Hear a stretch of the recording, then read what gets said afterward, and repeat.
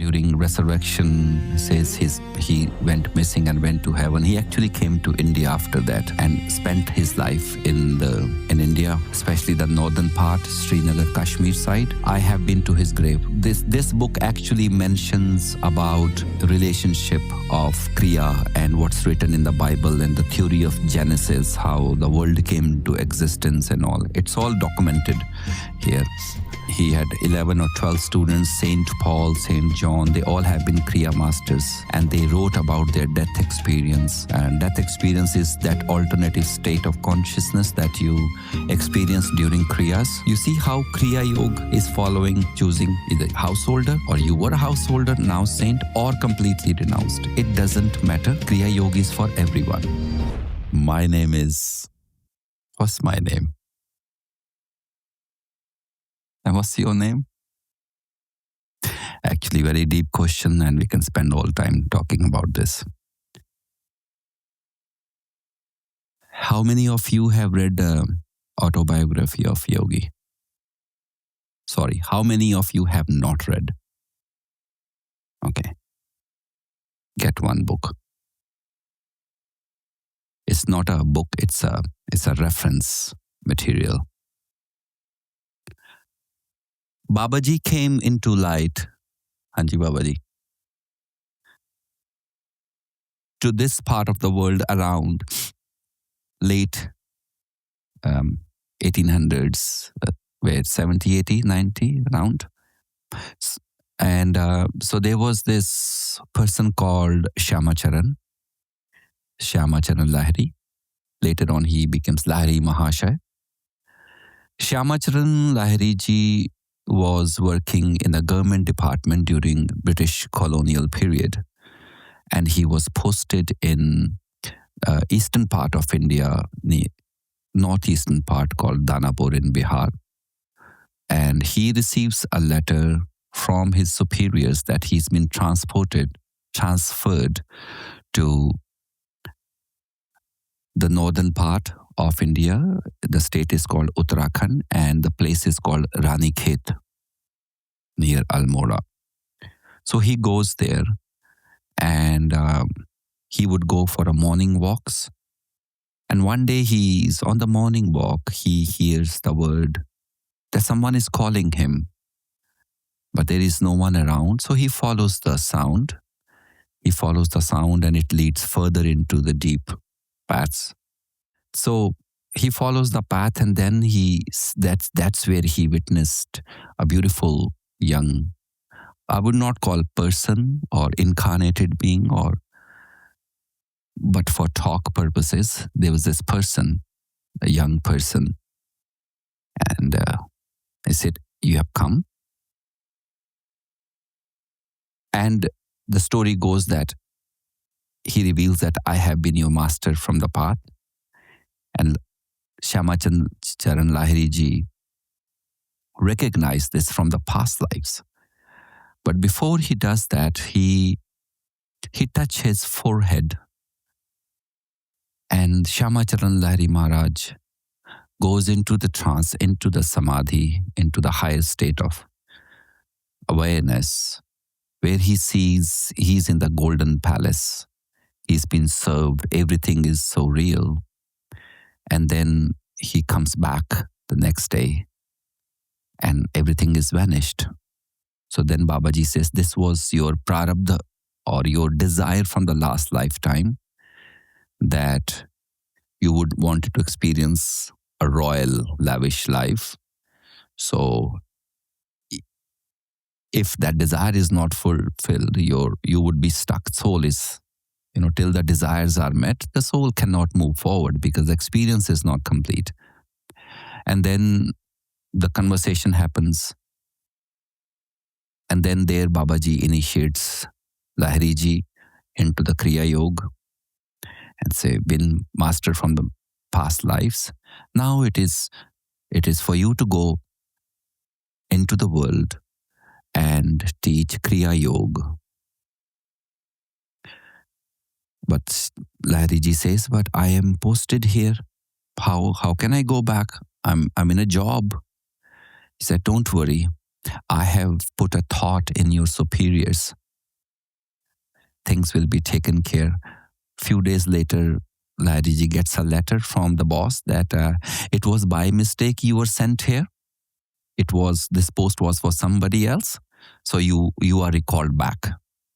So then Lahiriji goes back in Danapur, and then that is where he starts teaching Kriya Yoga. And he had many students. Later on, Lahiriji came to Kashi Varanasi, where we will be going next month. And that's where he did his teachings as well. And one of his students was Sri Yukteswar Giriji Maharaj. And he also had many students. One of that student was none other than Yogananda Paramhansa, who wrote this book in 1940s and brought back the legacy of Kriya Yoga. And this is how people became aware of Kriya Yoga, especially in the Western world. It's not that Kriya Yoga has been absent before that. No, it has been part of the Ashtanga Yoga, the eight-limbed yoga as well. Gorakhnath, Matsyendranath, also the great pioneers of Kriyas mentioned in their books, Hatha Yoga Pradipika, where you call Hatha Yoga, and Gorakh Shatakam Rahasya by Gorakhnath, written a couple of thousand years back, and that's where he also mentioned Kriya. But Babaji, through his grace, he simplified many techniques. Although in the yogas, we have many kriyas. Kriyas means many actions for the physical body and to calm the mind and to unite with the infinite. But with this lineage of masters, they simplified few techniques and say, if you follow this, you shall be okay. You don't need to be learning more and more or dropping this. Just follow this and stay on the path. The alchemy will shift later on. Okay. Now, many interesting things I want to know. The Kriya Yoga, Babaji is a deathless master. And the first Kriya was given by Lord Krishna to Arjuna in Bhagavad Gita. If you have read anybody read Bhagavad Gita? You read, Lou? Well done. So in the Transcendental Knowledge, chapter 4th or 5th also, the third chapter is about a Karma Yoga, then the Transcendental Knowledge, and then about the states, meditative states. It's a beautiful, I think everyone should read that Bhagavad Gita. Recently, Gulf world, Arabian world have made it mandatory to read Bhagavad Gita in their schools. Russians do teach, French do learn. Yep. The world's greatest book, Bhagavad Gita. Read it. It tells you about how to live the life without creating karmas and without living in the guilt. Okay. If you want to know about Bhagavad Gita in the normal words, stay tuned with Guruji for online sessions.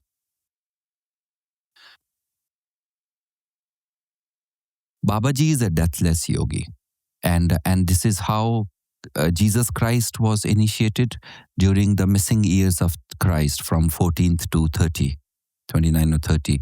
These are the missing years in the Bible, which some school of thoughts do not want to talk about it. That is a time when Jesus came to India, and during Himalayas excursion, he got initiated by Babaji. And that is how he became a healer and a great alchemist. Then he goes back and finds his students. People saw him healing. And once they say, and then he got crucified. You know why he got crucified? Every saint takes a pen. He got crucified because he did not have a whiteboard. He couldn't explain to people. That was joke. You're allowed to laugh. So Christ was trying to teach people about, you know, Son of a Father and a Holy Ghost, and people couldn't understand. And when during resurrection it says he went missing and went to heaven, he actually came to India after that and spent his life in India, especially the northern part, Srinagar, Kashmir side. I have been to his grave. His grave is in Srinagar, 180 kilometers from the northern part called Jammu, J&K. So that's where the Jesus was buried. His place is now painted in green because it's been taken over by Muslims. And yes, so that's where he was buried. He is buried actually. And it mentions this book actually mentions about the relationship of Kriya and what's written in the Bible and the theory of Genesis, how the world came into existence and all. It's all documented here.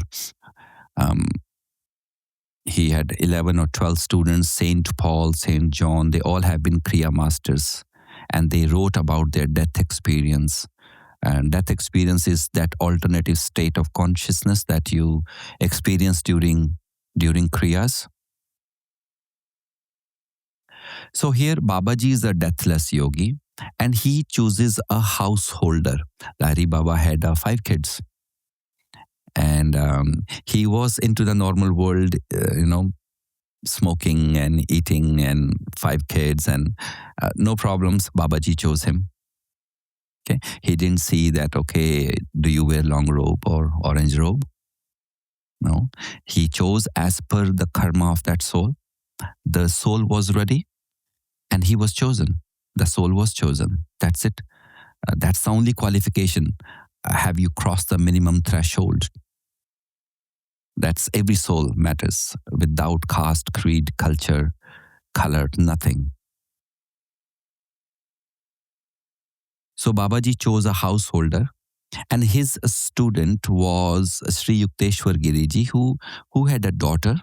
He had a family life, and then he left that family life and became renounced and wore orange robe. So half family and half life, sannyasi, complete, renounced. His student, Yogananda, was a complete renounced.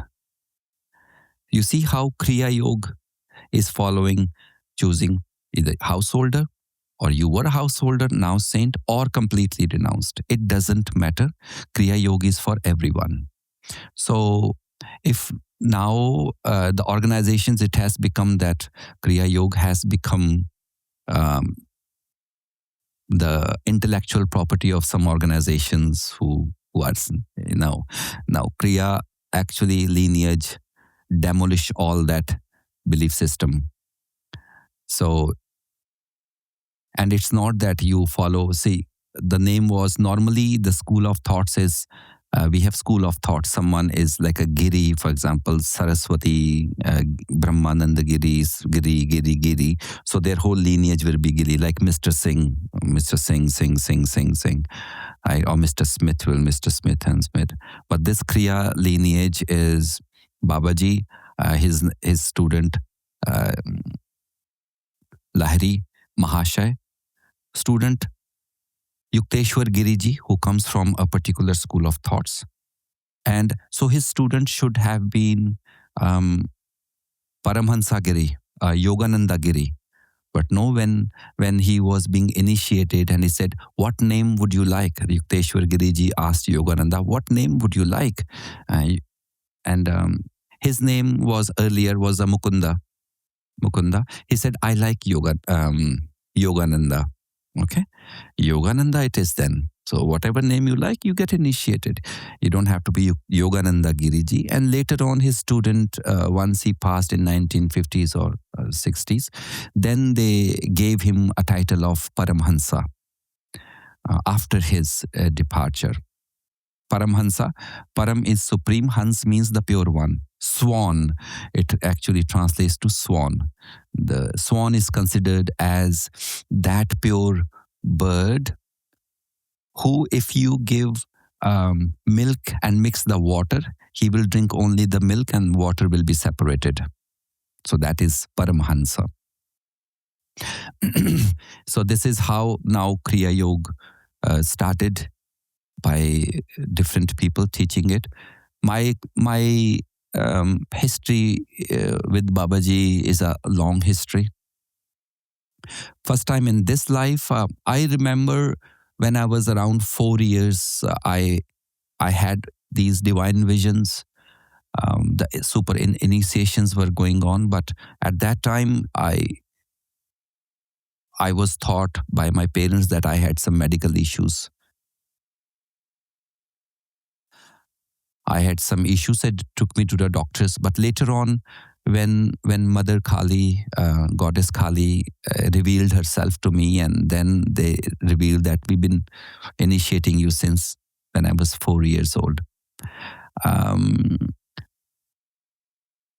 So at the age of 11, I had a deep medical problem called appendicitis. Whereas appendicitis is not that great medical problem. It's fixed in half an hour, 20 minutes operation. But my operation took 6 hours because apparently in the hospital bed, my appendix broke and doctors were doing the surgery and I had like 16 stitches rather than 2 or 3, which normally have. So that was at age 11. And then around 15, 16, I had a deep detachment from the world. And I wanted to do more into spirituality. And during the winter months, like January, December, January, it's very cold at -0 degrees, 2 degrees. I'm talking about North part, Punjab region of India. So from the temple was like 500 meters away from my place. So I will, a 14-year-old child was take a cold bath, walk barefoot to the Gurudwara at that time and trying to listen what prayers are going on. So there was some deep detachment was happening, but I needed a master at that time, which I did not have. So anyways, then comes my teenager, then comes my university life, and then comes a householder life. Something was always missing in my life, and that was, who am I and what am I seeking? So things took its own course. One day I was meditating. At that time I was separated. I'm talking about 2011 or 12. Before that, my meditation was increasing from like at that time around 2012, I was doing 18 hours, 20 hours every day, continuous. One day I'm meditating and suddenly I see that a man comes in the room. I was living by myself and he with the long hair, and I do not know who that person is. And he gives me a hug and I smell his body or soul, you can call the warmth. And he blesses me and disappears. I had no idea. And he was at that time in the white robe, he came. White robe. Hairs were not that long. They were up to here, shoulders. Hanji. And then then I went to India, and then from there I went to Arabian world, and I meditated in the deserts, in the afternoon deserts of Abu Dhabi deserts, and I would burn myself and in the meditation and all. And at that time, my meditation had reached 22, 23 hours every day. And then I started doing Mother, Das Mahashakti Sadhana, I was meditating on Divine Mother at the time. And then she gets activated in me and all that. These are the separate branches of the same story. And every branch leads to another story and another what happens. So we leave that side straight. And then I come back to India and then I go back to eastern parts, Kolkata, because Mother Kali was calling me. So I stayed there for 12 months in intensive sadhana. And then I, through the links, and I meet Yogi Baba. In 2014, I met Yogi Baba. Once I meet, then I go to Arabian world. Then I come back, I meet Yogi Baba once again. And then one time, so Yogi Baba is a great master that I have. It's like 300 years old. He's a Naga Baba, or you can call Aghori. He's not Aghori, but he's a Naga Baba. So I go into his ashram in the jungle and stay there and meditate throughout the night. And then once my meditation, he will ask me, do this, do this, do this. After he tested me that, it's not that you have one weekend and you get initiated. No, the real masters there, they will test the student that whether what you are saying actually, do you actually mean about it? 1 day, 2 day, it's very easy to show to everyone that I am a spiritual person. I'm really serious. I'm really committed on the path. And now please do it. And and you're showing all your efforts. The test is how long can you hold that thought, the craving to know the divine. How long is that craving? Thoughts will come and go. The longer you can hold the thought, the deeper and ancient soul you are inside. So Babaji tells me this, and I will do and meditate throughout the night on Mother Kali and all. That's Mother Kali also gave me divine darshan there. And one day around 2000, I think it was end of 2016 or early 2017, I was in Rishikesh. Was I Rishikesh? No, I was still in Calcutta side. And at that time, I had been there now for over 12 months or 14 months in Calcutta, and every day my sadhana is going. And one day I was sitting in my balcony. I told Mother that, Mother, if my sadhana is complete and you are happy with me, please show me the next step. Right? And during that night, I saw myself in the caves, meditating. Okay. Where is that cave? I don't know. But I had a deep urge going to Himalayas that now is the time, like something is saying. This intention, I put it in January. So after some time, like a month or so, Babaji appears, this time without clothes. Oh, he's actually wearing white robe. I said, no, white robe he came. Normally you will see Babaji without clothes. So he came to me in the white robe. And at that time, 16 or 17, then Babaji came with Yogi Baba. Okay. So both are standing. Babaji was on the right and Yogi Baba was on the left. So I still have that right in front of me. Babaji is here, Yogi Baba is here. Babaji watches Yogi Baba. Didn't say, Yogi Baba, show me certain kriyas and like this. And then Babaji watches me and they vanish. So the answer was straight, practice on that kriya. So I practiced on that kriya. And in 3 months later, the circumstances were such that I shifted from Kolkata to Rishikesh and ended up in the caves of Badrinathji. And I stayed there for months and meditated. Then I come back. So the story of Kriya started way before. I did not know about Babaji. But then I found out about who is Babaji, and then I did a research, and thanks to Google Baba, I got a lot of information there. Mm, and so few months, let us say last year, so my and then the enlightenment and all part of it and all, it's many stories. So year before last, when I was doing my other sessions about karma releases and a mantra, initiating people into the mantra, Guru Diksha and Mantra Diksha and all that.